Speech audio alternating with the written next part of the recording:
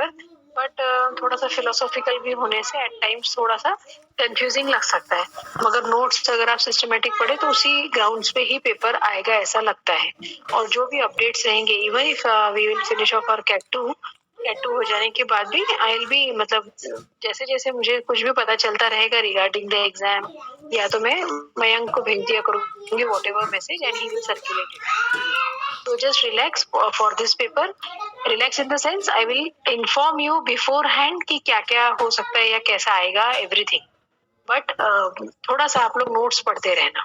जैसे कैट 2 है तो अभी एमसीक्यूज है, तो जनरल टेंडेंसी क्या हो जाती है कि एमसीक्यूज है तो अपन गूगल कर लेंगे, अपन फाइंड आउट कर लेंगे। तो ये अप्रोच थोड़ा सा रिस्की हो जाएगा फाइनल एग्जाम के लिए, क्योंकि ये पेपर ऐसा नहीं है जैसे अभी मैं आपको पढ़ा रही हूँ, हर कोई अलग अलग, मतलब ऑफकोर्स टॉपिक वही है, मगर नया सब्जेक्ट हुए तो स्टैंडर्डाइज नहीं हो पाया है। ना you people are in 3rd same ही है अभी ना तुम्हारा, तो अभी आप लोग मतलब ये समझ लो कि जैसे अगर नया सब्जेक्ट होने से कोई भी चीज ऐसी स्ट्रीमलाइन नहीं है। अभी टॉपिक्स मालूम है मगर हर कोई अपने अपने हिसाब से पढ़ा रहा है, तो हो सकता है at times MCQs can be tricky, but topics वो है, हेडिंग वो है, तो उसके नीचे के नोट्स हो सकता है किसी ऑथर के किसी ने लिए, किसी ने किसी ऑथर के लिए, कंसेप्ट सेम रहेगा। तो थोड़ा सा इस एग्जाम के टाइम पे जैसे पहले का अप्रोच रहा है, जैसे फर्स्ट ईयर में अपन ने एमसीक्यूज है तो बहुत अप्रोच आई अंडरस्टैंड कि इजी हो गया है क्योंकि गूगल पे सब मिल जाता है, बट जरूरी नहीं है कि ये सब्जेक्ट का मिले। Depends on the paper setter, paper कौन सेट करता है और वो कहाँ से एमसीक्यूज ले रहे हैं, अपने नोट से अगर निकाल रहे हैं तो फिर थोड़ा डिफिकल्ट रहेगा। तो ये सब के लिए थोड़ा सा नोट्स पढ़ते रहना। तो अभी थोड़ा मैंने कैसा, अभी कैट 2 है तो 3rd और 4th यूनिट के नोट्स पढ़ लेना। नोट्स है ही कितने, 4-5 पेजेस के तो नोट्स है, और जो मैंने डिटेल्ड भेजा है आपको वो वाले भी थोड़े से पढ़ लेना क्वेश्चंस, बिकॉज वो सबसे ज्यादा कॉमनली यूज्ड है सारे कॉलेजेस में। समझ रहा है ना कौन से वाले बोल रही मैं, जो मयंक को मैंने या मेरे ख्याल से इसको भेजा था अथर्व को, है ना? ये Atharva, I have send you the notes. Yes, ma'am. So did you circulate it in the unofficial group बेटा? Yes, ma'am. I have. हाँ, तो बाकी लोगों को मिले हैं अभी? Yes, देखा ma'am. है क्या खोल के? Because Mayank was absent that day, so we have given it to Atharva. तो बाकी तो सब लोग वो वाले नोट्स भी थोड़ा सा पढ़ना, मतलब you will get maximum in that, ऐसा मुझे लग रहा है। ठीक है? So just I want एक जो I want to tell you is कि don't be over confident with this subject। MCQs है तो जम जाएगा, थोड़ा सा डिफिकल्ट हो सकता है इस बार। Next time theoretically it will be easy to write this paper, but MCQs में ही रादर डिफिकल्ट रहेगा। डिफिकल्ट भी रह सकता है या डिपेंड्स, अगर बहुत ही पॉपुलर क्वेश्चंस पूछ लिए तो you will get a direct hit, otherwise थोड़ा सा डिफिकल्ट रह सकता है। तो उसके लिए अपने इंटरनल्स भी अच्छे होने चाहिए, because 15 marks is internal and 35 marks is paper. तो 15 में से 15 आने के लिए असाइनमेंट्स एक हो गया, सेकंड शायद इस वीक में है, आई डोंट नो, तो maybe I will give you quiz and टेट। और एक चीज है, 2 एक्टिविटीज लेना है कम से कम। वैसे तो 4 बोला था, बट डिपेंडिंग ऑन, जैसे टाइम नहीं है तो 2 एक्टिविटीज है। तो in the next class that is on Thursday I will tell you what are the activities. Generally pen paper वाले ही एक्टिविटीज में निकालूंगी, so that it is easy for you to write and it is easy for record keeping also. तो मैं जो भी activities announce करूंगी आपको वो 1-2 दिन के अंदर ही फास्ट करके देना पड़ेगा, या फिर कैट के वीक में भी दे सकते हैं।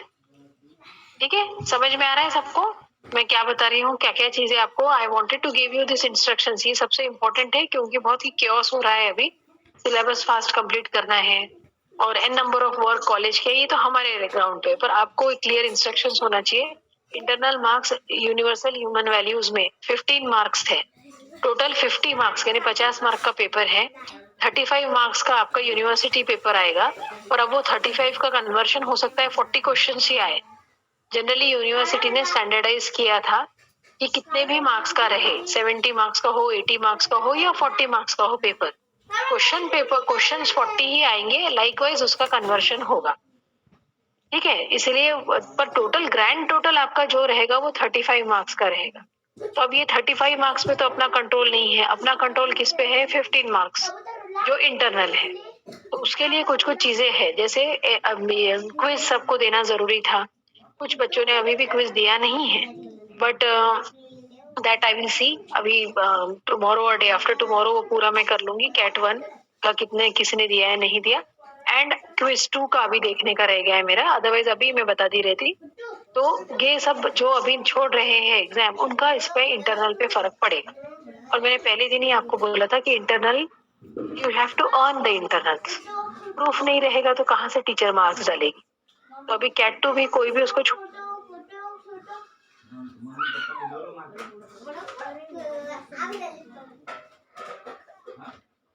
Very much clear everyone? Yes, ma'am. Yes, ma'am. Good. And अभी जो एक्टिविटीज देने वाली हूँ, क्योंकि that day when I talk to HOD ma'am Leena Patil ma'am, so she said कि एक्टिविटीज कंपलसरी है। तो अभी कितना है वो बोल रहे थे 8 या 10, तो मैंने बोला नहीं मैम 10, हमारा 35 मार्क्स का ही पेपर है। तो उन्होंने बोला मुझे मिनिमम 2 एक्टिविटीज तो भी स्टूडेंट से करवा लेना। बाकी सब्जेक्ट में दिया है क्या आपको activities? Yes No, ma'am. Yes Mayank, Prince, Pranay, कोई भी सब्जेक्ट में नहीं दिया ना? No, ma'am. ओके, वो ये अपने यहाँ की पॉलिसी है कि एक्टिविटीज देना है। तो ठीक है, तो फिर अभी मैं एक बार और कंफर्म कर लूंगी बाय थर्सडे। पर मैं सोच रही हूँ कि 2 एक्टिविटीज अपना बना के रख दूंगी, सो दैट लास्ट मोमेंट पे आप लोगों को सबमिशन का रश ना रहे। तो I tell you then next week, क्योंकि उस दिन मैम ने तो मुझे डायरेक्ट बोला कि यू हैव, मतलब everyone has to take at least 4 activities बोले, but for your subject you can take 2। तो जब भी मैं ऐसा मैसेज डालूंगी तो इतना समझ लेना कि whatever I will put the message, you have to do the task just to get your full internal marks. Be wise now, be wise, you should get 15 on 15। जिन्होंने क्विज दे दिया है उनको तो मिलना ही चाहिए, पर जिन्होंने नहीं दिया उनका एक आध वॉट एवर द कन्वर्शन उनका क्राइटेरिया आएगा वो। बट अभी कैट 2 हर कोई देना, बहुत बार बेस्ट ऑफ 2 रहता है। तो अगर किसी ने कैट 1 मिस भी किया है तो कैट 2 बिल्कुल मिस मत करो। चलो, now I will share the screen and we will see the last topic of unit 4.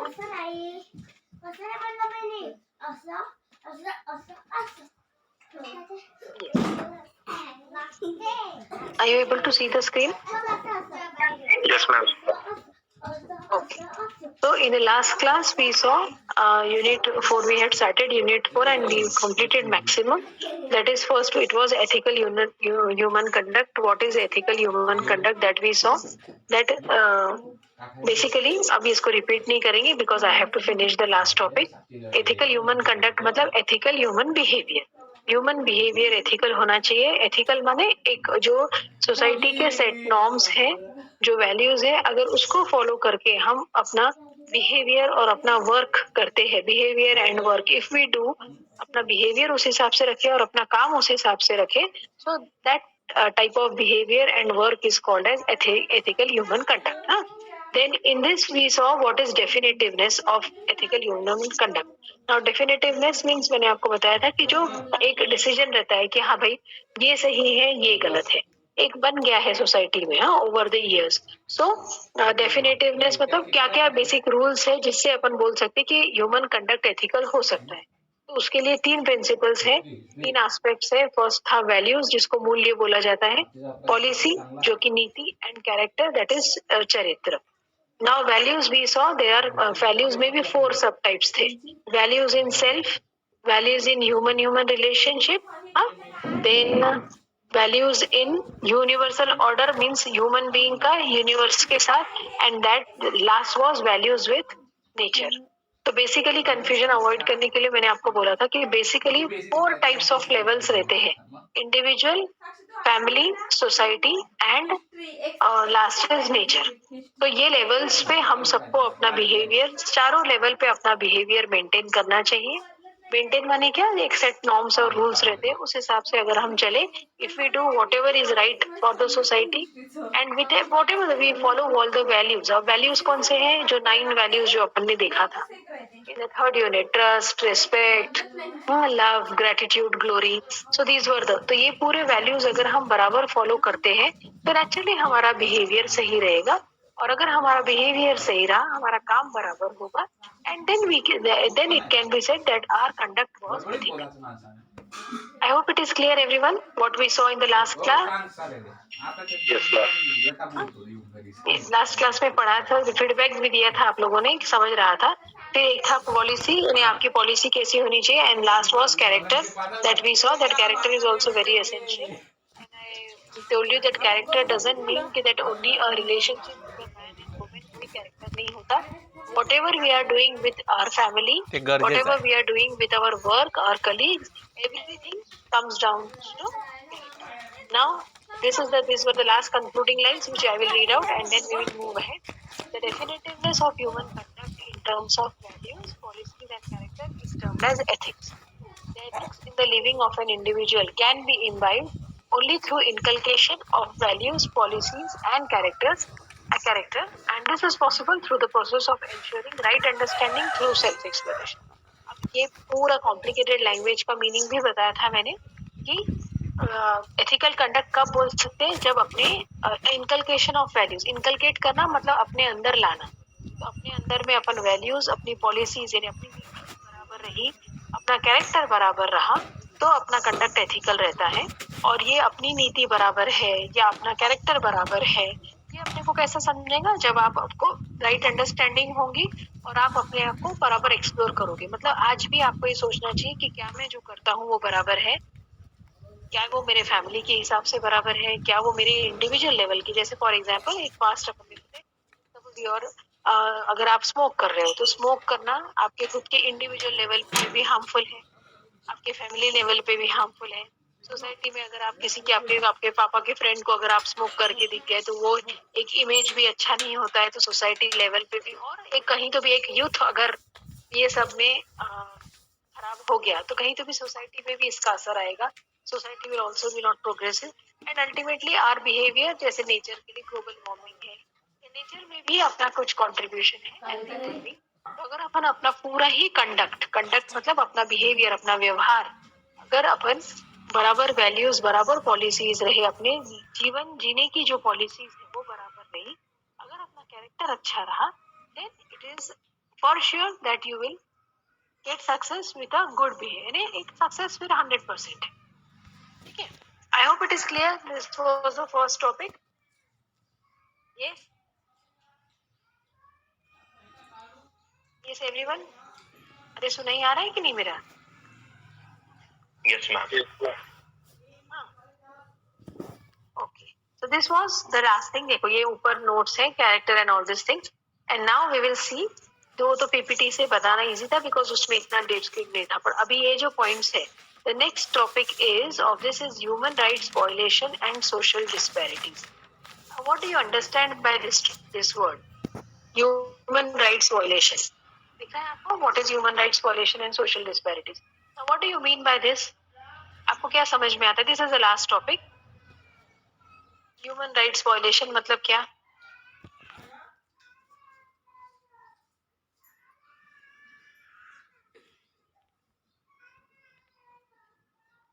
Anyone? नीचे लिखा भी है, आप उसमें से भी पढ़ के बता सकते हो। What is human rights? Human rights violation मतलब क्या?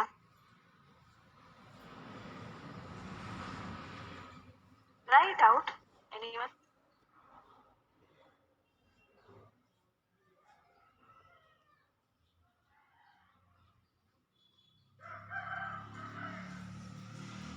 ये सुनाई आ रहा है क्या मेरी आवाज? Yes, ma'am. तो अभी कोई भी है, अभी ये स्क्रीन चालू होने से ही तो इतना दिक्कत है। वो यहाँ पे एक भी पीआईजी में नेटवर्क की नहीं, तो फोन पे लेने पे इसलिए मेरा पीपीटी बना के भी वेस्ट हो गया। अब फिर भी चलेगा। चलो ये बताओ मुझे, ह्यूमन राइट्स सुना है क्या? ह्यूमन राइट्स समझता है? Yes ma'am. क्या होता है human rights? Generally you tell ना, मतलब क्या होगा? ज्यादा आंसर मानव अधिकार क्या हो? मानव अधिकार, यस। तो क्या होते हैं जैसे मानव अधिकार, मालूम है क्या आपको? एक बेसिक अपना अधिकार क्या होता है कोई भी मानव इंसान का? Freedom ma'am. Yes, freedom, freedom to live, freedom to express, है ना? हम अपने तरीके से जी सकते हैं, हमारी मर्जी से हमने जीना चाहिए।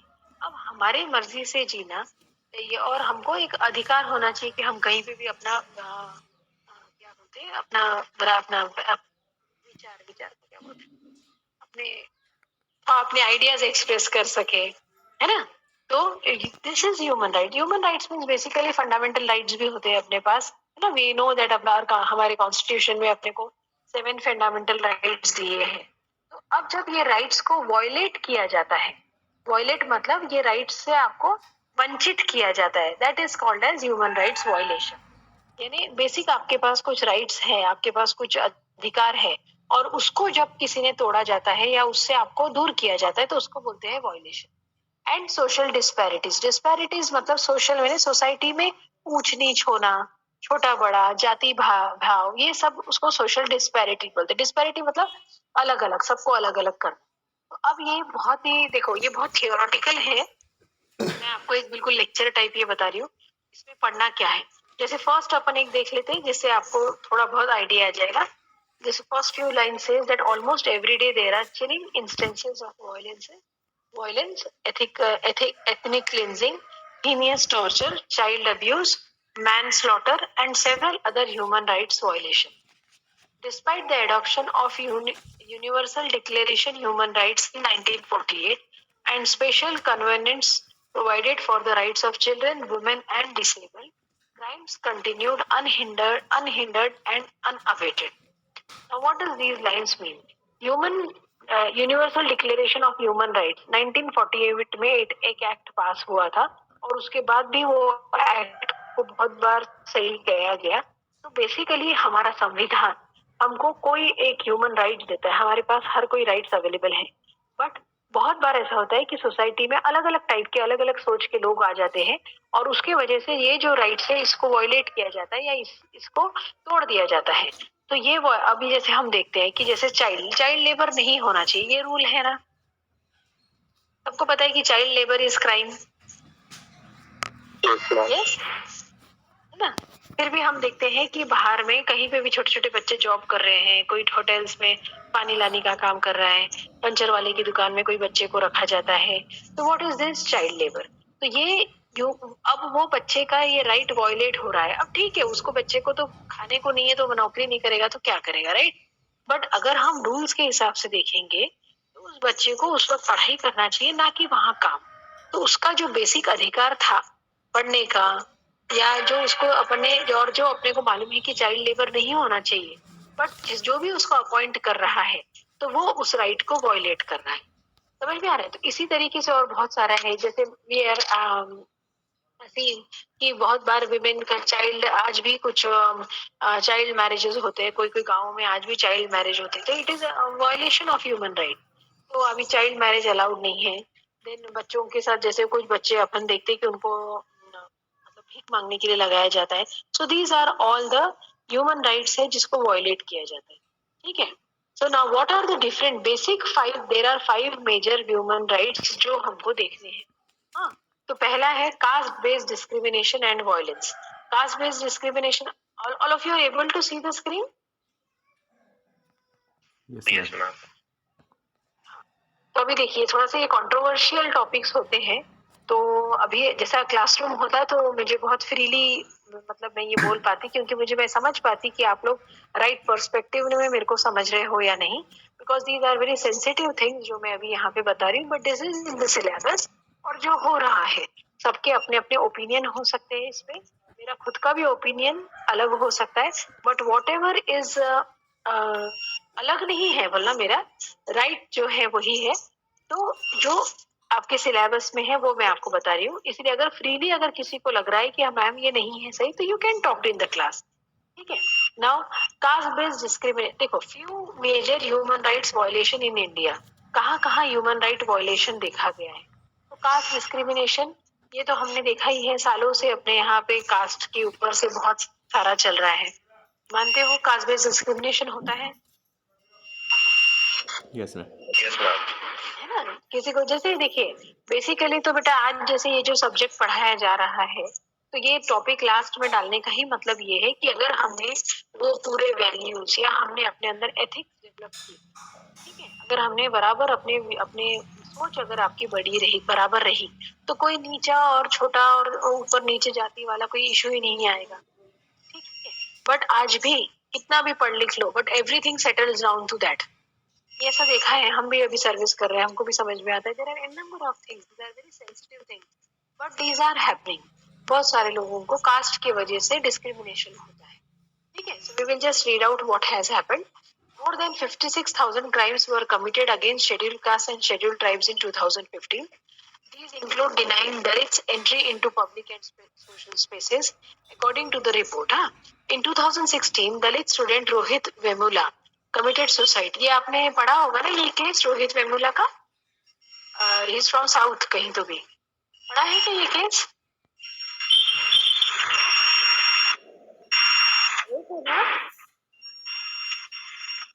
ओके, आई एम जस्ट, अच्छा मेरी आवाज आ रही है सबको?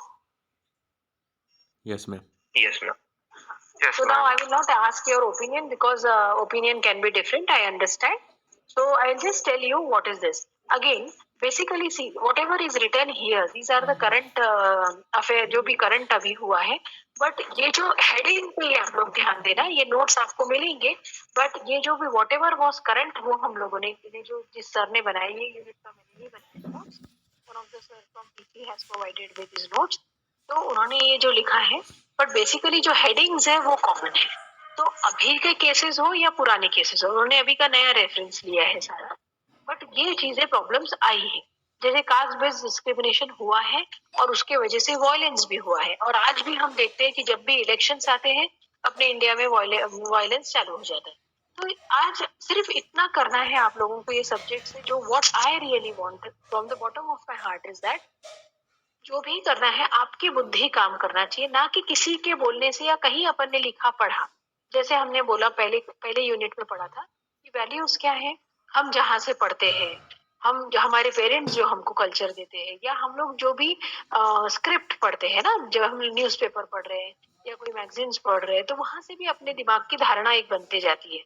तो you should be wise enough what to read what not to read.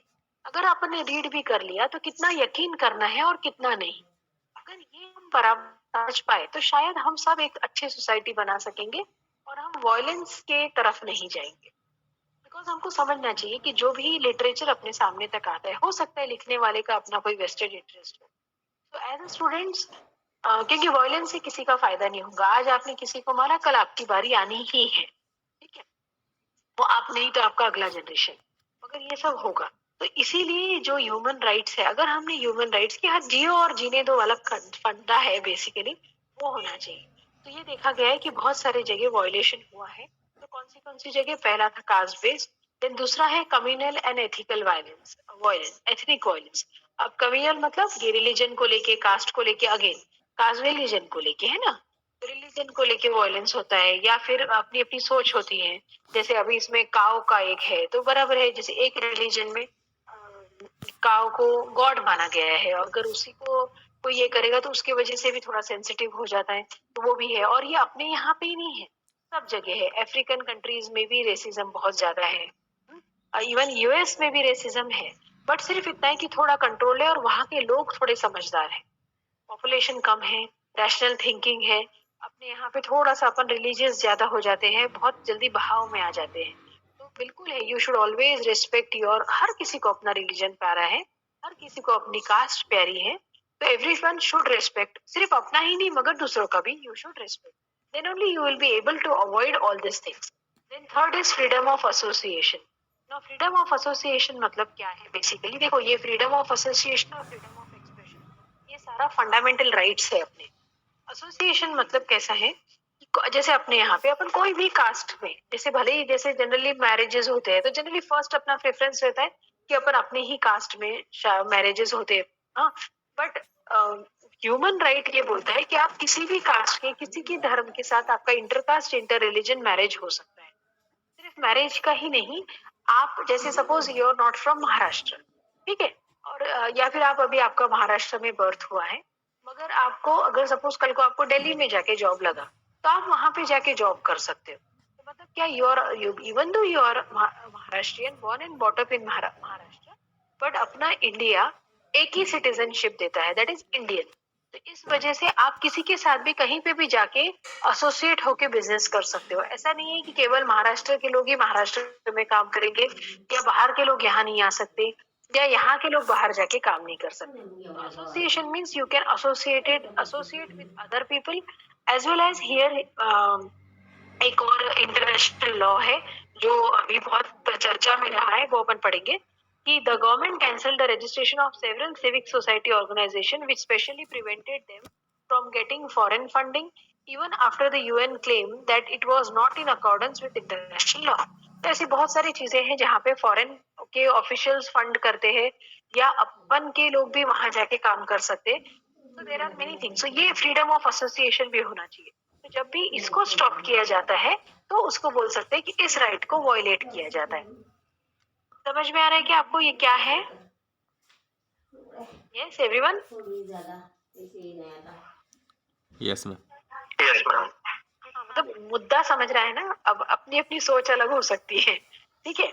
Then freedom of expression, हाँ, एसोसिएशन और एक्सप्रेशन, यानी हम बेझिझक होके अपनी बात रख सकते हैं, तो इसको बोलते हैं फ्रीडम ऑफ एक्सप्रेशन। अब फ्रीडम ऑफ एक्सप्रेशन का मतलब ये नहीं होता है कि आप किसी को गाली दो और आपको अरे भाई हमको तो फंडामेंटल राइट है, हम कहाँ पे भी कुछ भी बोल सकते हैं। इसकी वजह से बहुत धूम मचा रहे हैं लोग, है ना। जो देखो वो अभी टीवी पे भी, आप टीवी चैनल देखो, no one is afraid of everyone.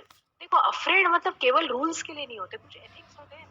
How you can hurt the sentiments of anyone, तो ये एथिक्स होना बहुत इंपॉर्टेंट है। तो जैसे आज अपन कोई भी चैनल खोल लो, आप न्यूज में सिर्फ लोग चिल्ला रहे हैं, पहले ऐसा नहीं था। If you can ask your parents, even though बहुत लोग, पर ऐसा नहीं था पहले, थोड़ा सा ये था। ओवर द इयर्स अभी बहुत ज्यादा, और अपने ही यहाँ नहीं है, सिर्फ इंडिया की बात नहीं है, एवरीवेयर वर्ल्ड वाइड ये सब प्रॉब्लम्स आ रहे हैं। तो कोशिश करना चाहिए कि इसको स्टॉप करें। देन वायलेंस अगेंस्ट वुमेन, ना इसमें तो कोई जात धर्म रिलीजन वाला कोई इशू ही नहीं है, मगर फिर भी हम देखते हैं कि वुमेन के अगेंस्ट बहुत ज्यादा हो रहा है। जबकि मतलब बीच का दौर ऐसा था जैसे आज वुमेन्स को एजुकेटेड किया जा रहा है एवरीथिंग, बट आज आप देखते हैं कि rape cases have gone up tremendously. तो ये सब नहीं होना चाहिए, ठीक है, because ultimately women, you should always think that women is a part of society, she is not a slave, है ना। सो ये भी हो रहा है कि अगेन वुमेन हो रहा है, सिर्फ रेप वाला ही नहीं है, डाउरी, आज भी डाउरी डेथ्स है ना हमारी सोसाइटी में। डाउरी आज भी बहुत ज्यादा प्रिवेलिंग प्रॉब्लम है, तो ये भी नहीं होना चाहिए। Then last 6 is children's right. Now children's right में बच्चों के लिए कुछ राइट्स है, जैसे क्राइम, जो अगर कोई बच्चे के खिलाफ क्राइम होता है तो उसके रूल्स बहुत अलग है, बहुत स्ट्रिक्ट पनिशमेंट है। तो फिर भी मुझे राइट टू एजुकेशन है बच्चों के पास। नाउ ये पता है कि आपको कि हर बच्चा जो भी इंडिया में बॉर्न हो रहा है, one who is a citizen of India and who is living in India, has a fundamental right of right to education. पहले अपने पास 7 फंडामेंटल राइट्स थे, अभी राइट टू एजुकेशन RTE आया है। एक और फंडामेंटल राइट कॉन्स्टिट्यूशन में, संविधान में ऐड किया है कि हर बच्चे को पढ़ने का अधिकार है। So this is also right, but still बहुत बार ऐसा देखा है कि हमने चाइल्ड लेबर में आके बहुत सारे बच्चों को पढ़ाई नहीं होती और वो लेबर का काम करते रहते हैं, ठीक है। So these are also the places where human rights violation हुआ है। Then few major issues that made headlines around the globe, तो ये अभी जो मेजर इश्यूज आए थे वो कौन से ग्लोब में, सिर्फ इंडिया में नहीं। पहले था फेसबुक का रिकॉर्डिंग, फेसबुक पे हुआ है रोहिंग्या क्राइसिस। ये रोहिंग्या क्राइसिस मालूम है आप लोगों को? फेसबुक पे क्या क्राइसिस हुआ था पता है everyone? No ma'am. You should see, ये आप देखो, सेल्फ स्टडी करो, क्योंकि देखो ये सब चीजें तो ऐसा है कि ये हम लोगों ने एक्स्ट्रा डाल दिया है, this were not in the syllabus but it is related to syllabus. But then ये सब आपको मालूम होना चाहिए, बिकॉज यूनिवर्स, कल को जैसे आप लोग तो सॉफ्टवेयर इंजीनियर बनने वाले हो, प्रोबेबिलिटी बहुत ज्यादा है कि आप लोग ओवरसीज यानी बाहर जाके भी काम कर सकते हो। इंडिया में रह के भी आपके कस्टमर्स, आपके क्लाइंट्स जो है वो फॉरेन के रह सकते हैं। मतलब आप जिस कंपनी में काम करोगे, अभी इन्फोसिस है, एक्सेंचर है, सिर्फ इंडिया में थोड़ी काम कर रहे हैं, रादर अपने पास मैक्सिमम काम बाहर का है, because we have brains, we have manual power, तो काम उनके पास है। तो आपको उनकी मेंटेलिटी भी समझना चाहिए, एंड स्पेशली तो बहुत ब्रॉड माइंडेड होना चाहिए, तभी जाके सक्सेस है। रोहिंग्या क्राइसिस जो अपना यहाँ से म्यांमार से जो मतलब जो लोग शिफ्ट हुए थे उनके ऊपर जो बॉर्डर्स लगा दिए थे, वो एक क्राइसिस बहुत बड़ा था। फिर सऊदी अरेबिया में अभी लेटेस्ट एक जर्नलिस्ट का को मार दिया था। ये जो कौन अभी आया है वहां पे, तालिबानी लोग नहीं आए हैं क्या, तो उस वजह से जो इस्तांबुल में हुआ था उसमें भी एक जो जर्नलिस्ट था जो बहुत अच्छा बोल रहा था, उसका मर्डर हुआ है। ये पढ़ सकते हैं अपन, देख लीजिए। Saudi Arabia made international headlines when a prominent journalist Jamal Khashoggi was murdered in Saudi consulate in Istanbul. हाँ, तो ये क्यों? क्योंकि वो अच्छे से रिपोर्टिंग कर रहा था इस्तांबुल में क्या हो रहा है, वो रिपोर्टिंग कर रहा था, तो उसी को उड़ा दिया। तो ये भी गलत है। Then Australia's human right council नहीं, ये first year on the human right council Australia में भी हुआ है। और वायलेंस अगेंस्ट वुमेन, हाँ ये तो मी टू मूवमेंट, ये भी एक इम्पोर्टेंट है। मी टू मूवमेंट सुना है सब लोगों ने? तो सुना होगा, ये इंडिया में तो बहुत ही इसके ऊपर हो रहा है। सुना है कि मी टू मूवमेंट? देखो 5th पॉइंट में लिखा है वायलेंस अगेंस्ट वुमेन में। Yes, you have not heard me too movement? Anyone, girl or boy? Anyone, girls and boys?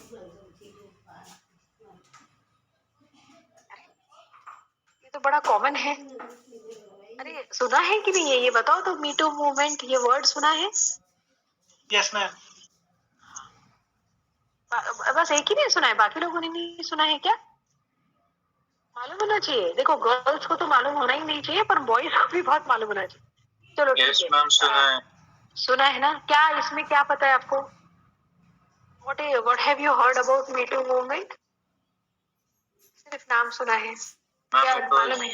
Related to mom actors, very good, Ashwin very Couch good. and all things. Yes. So it is related to actors ही नहीं, basically normal lady के लिए भी है, but generally actors और celebrities इसमें आगे आए और वो बहुत मतलब फेमस हो गया. So now we will just read out what was this.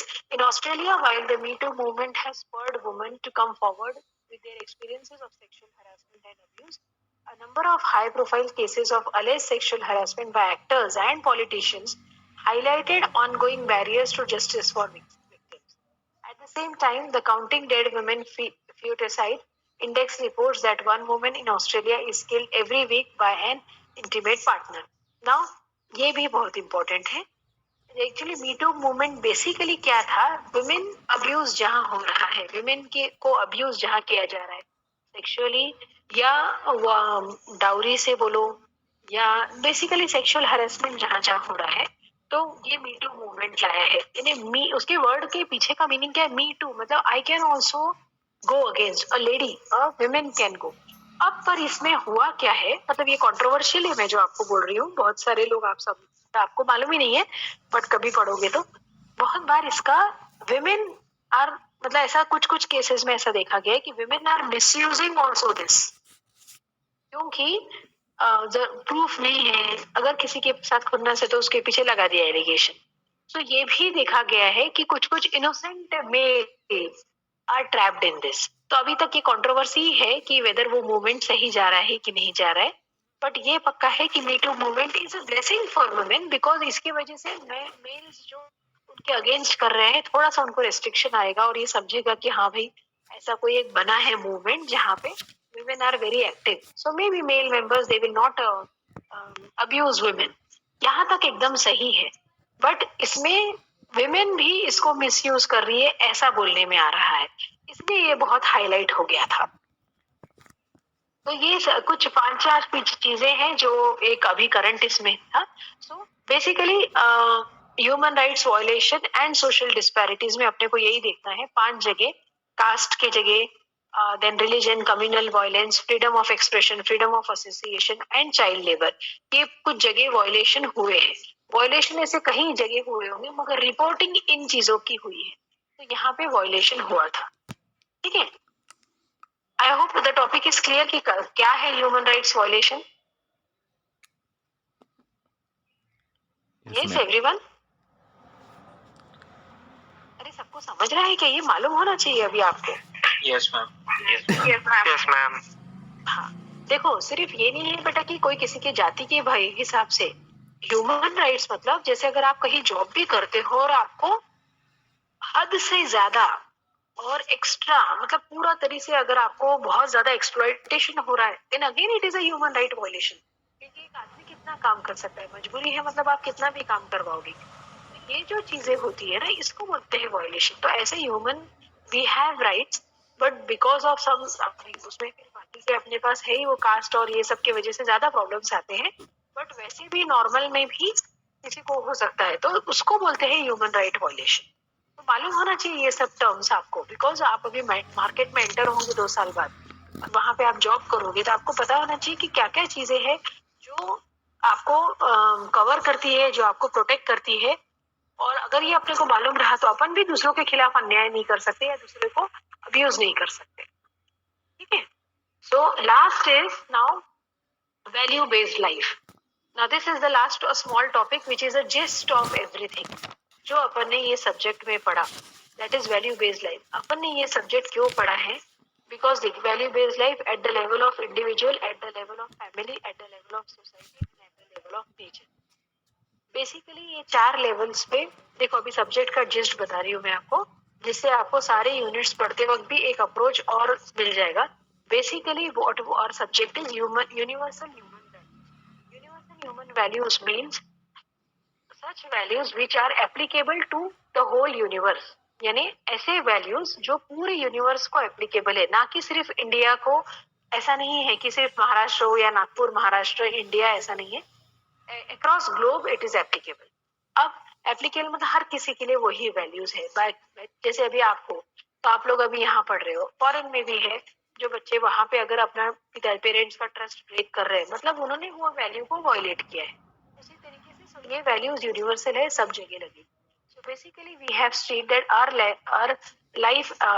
Life should be value based. अपनी लाइफ होना चाहिए वैल्यू बेस्ड। मतलब कौन से लेवल पे? पहले इंडिविजुअल, आपको इंडिविजुअल लेवल पे कॉन्शियस हो जाना चाहिए कि मैंने अपने लिए क्या क्या करना चाहिए। खुद के लिए, खुद को हार्म नहीं करना चाहिए, खुद के सक्सेस के लिए, खुद के अच्छे के लिए। आपने जहाँ पे आप जो भी वैल्यूज फॉलो करोगे, आपको ध्यान रखना है कि those values should be good. Then second is your family. Family level पे भी आपको बराबर वैल्यूज फॉलो करना चाहिए, जिससे कि आप अपने फैमिली का केयर कर सकोगे, फैमिली आपसे खुश रहेगी। So it is a win win situation for all. Just